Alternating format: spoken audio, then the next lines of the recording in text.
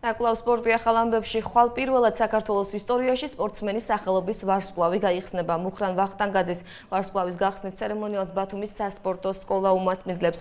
დღეს კი ახალგაზრდებს შორის ბერძნულ რომაულ ჭიდაობაში მუხრან ვახტანგაძის სახელობის ტურნირი გაიხსნა. შეჯიბრში 9 ქვეყნის 75 სპორტსმენი მონაწილეობს, აქედან 45 მოჭიდავე საქართველოდანაა. ტურნირის პირველ დღეს 4 წონით კატეგორიაში გამოვლინდნენ გამარჯვებულები, ისინი სიგელებითა და თასებით დაჯილდოვდნენ. ტურნირი ფილას და ბათუმის სასპორტო სკოლის ეგიდით ტარდება. შეჯიბრს სპეციალურად მოწვეული სტუმრებიც ესწრებიან, მათ შორისაა მსოფლიოსა და ევროპის მრავალგზის ჩემპიონი სერგეი ცვირი.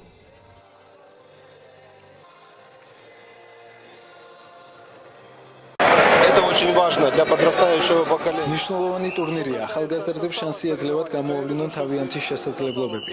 ძლიერი სპორტსმენები არიან წარმოდგენილი თითოეულ წონით კატეგორიაში, რომლებიც მომავალში მსოფლიოს, ევროპის და ოლიმპიურ თამაშებში სერიოზული მოწინააღმდეგეები იქნებიან. მე ამ ჩემპიონატი მსოფლიოზე მაყენებენ და მსოფლიოზეც გავამართლებ და საქართველოს ვაწინაურებ.